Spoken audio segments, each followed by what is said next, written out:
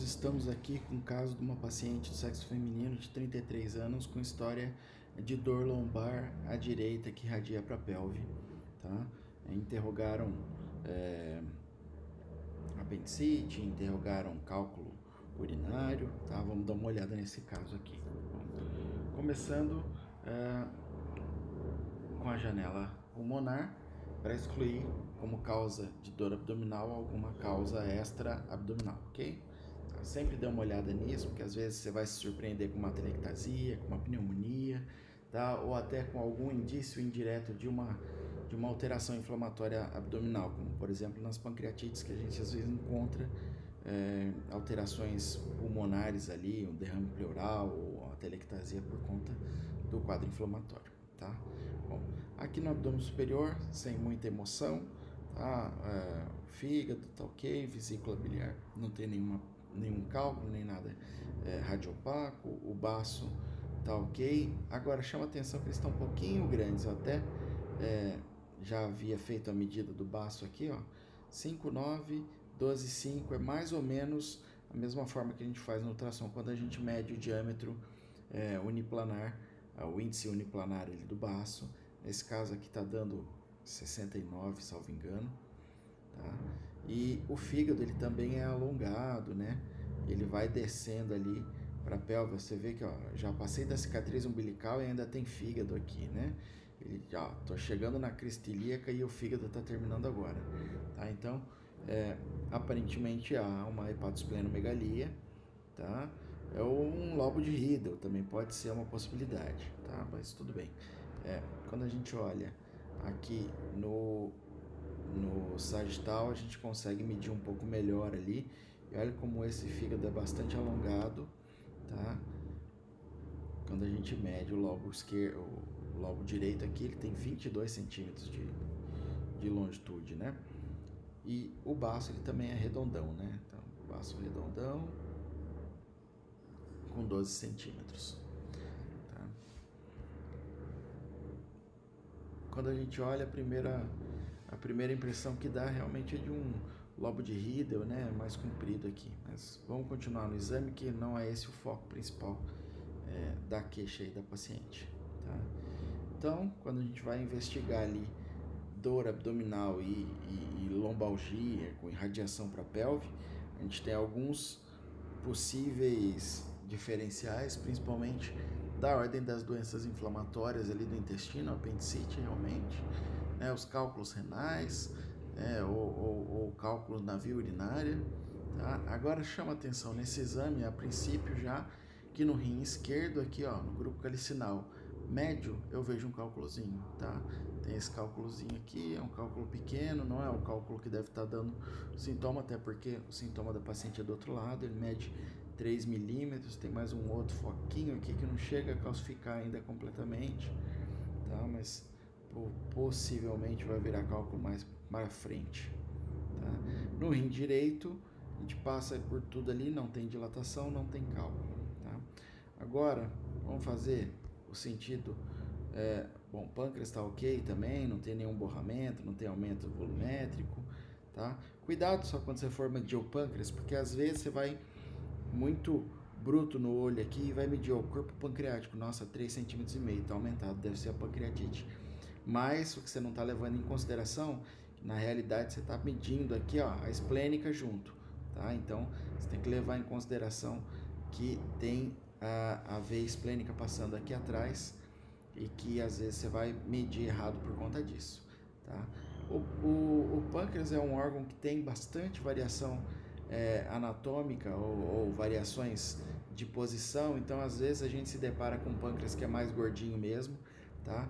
Isso estou dizendo porque o corpo pancreático normalmente mede até 2 centímetros e aqui a gente está com uns 2,5 mais ou menos, tá? Mas a gente tem que avaliar muito bem nesse sentido para não ficar dando pâncreas aumentado em todo paciente, tá? A gente vê que esse pâncreas dessa paciente ele é mais curtinho, né? A cauda termina aqui e então assim, não é um pâncreas que me parece estar aumentado não, tá? Apesar da medida ali tá dando 2,4. Bom, continuando, a gente vai descer ali, vamos acompanhar e dar uma olhada na pelve, ó. olhando na pelve, a gente já vê que aqui a gente tem o reto, certo? E na frente do reto, a gente espera encontrar o útero, né? E alguma gordura entre as duas estruturas aqui, certo? O que eu já vejo de cara? Que aqui eu tenho um útero com aspecto meio aumentado, e entre ele e o reto a gente vê uma hipodensidade, né? Deixa eu aumentar a janela aqui para ficar mais fácil de visualizar. A gente tem uma hipodensidade laminar aqui atrás. Isso aqui é líquido, tá? Isso é líquido livre. Quando a gente mede a densidade, vai estar ali, ó, 26, um líquido talvez um pouquinho mais denso, ó, 21, tá? Mas isso é líquido, ok? Se a gente colocar no SARG, a gente vai ver também esse líquido. Vamos lá. Sagital, olha só que interessante. A gente está falando disso aqui, ó. Aqui tá o reto, aqui tá o útero e aqui a gente tem esse cinza que é líquido livre. Olha só como ele fica mais evidente aqui, ó. Já saiu do reto, mas aqui ainda tem líquido. Do outro lado a mesma coisa, ó. Tem líquido aqui, tá? Então aqui é o fundo de saco. A gente tem líquido livre no fundo de saco em pequena quantidade, tá? Então já é um indício inflamatório aí, talvez, pode ser funcional, dependendo de outros achados, tá? Mas na suspeita de um abdômen agudo inflamatório, o líquido livre sempre tem que ser descrito e quantificado, tá? A quantificação dele é meramente visual, tá? Eu costumo diferenciar ele em bolsões, né? Aqui ele está na pelve, retrouterino ou no fundo de saco, né? E aí eu descrevo quando eu visualizo em outros lugares, nas goteiras paretocólicas, interalça, espaço de Morrison, subfrênico, tá?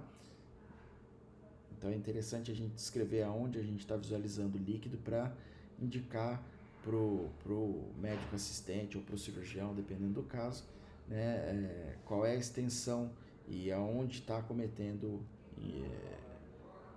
o peritônio aí, tá? Então, vamos acompanhar o reto aqui, ó. Subindo reto,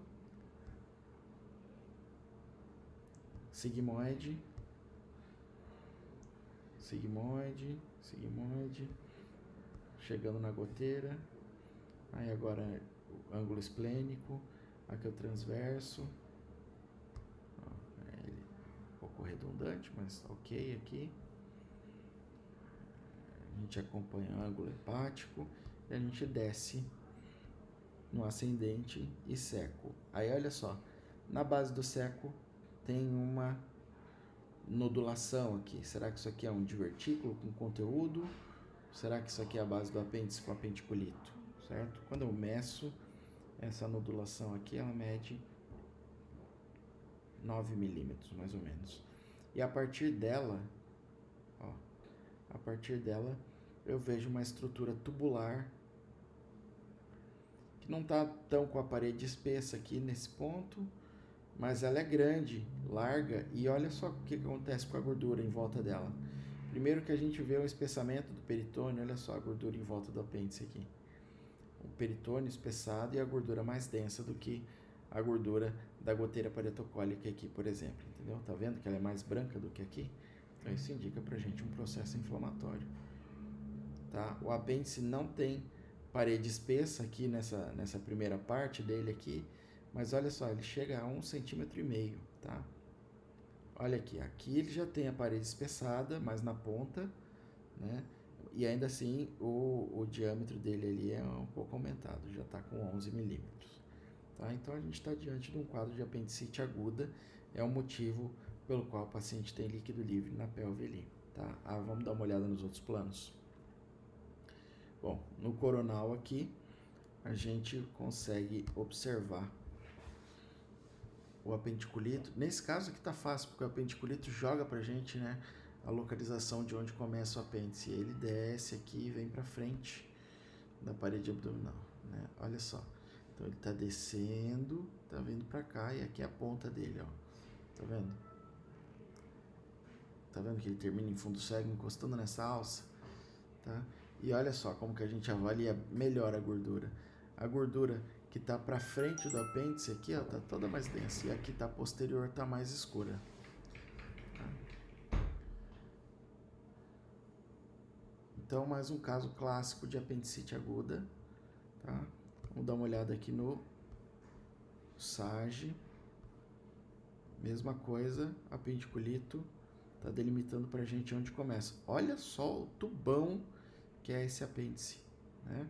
Depois ele vai afinando até terminar em fundo cego aqui. E olha mais uma vez a gordura. Às vezes a nuance do borramento e da densificação da gordura é uma nuance bem tênue, né? A gente não vê aquele borramento evidente, tá? Mas olha só, a gente vê que a gordura daqui ela é muito mais escura do que a gordura daqui em volta do apêndice, tá? Então, apendicite aguda e mais aquela hepatosplenomegalia, tá? Mais uns outros achadinhos, o cálculo renal ali, mas o foco maior aí dessa paciente é, de fato, a apendicite, tá? Mais um detalhe interessante aqui, que quando a gente olhou o útero lá, parecia aumentado de tamanho, mas quando a gente olha no sagital aqui, a gente, na realidade, entende que o útero está retrovertido, tá? Aqui está o fundo uterino, tá? Aqui está a cavidade endometrial, vocês conseguem visualizar isso, ó? Quando a gente aumenta a janela aqui, a gente consegue visualizar bem a cavidade uterina dentro dele, aí, que é um pouquinho mais hipo do que o útero, né? Então a gente vê que ele está curvado para trás, útero retrovertido. Então,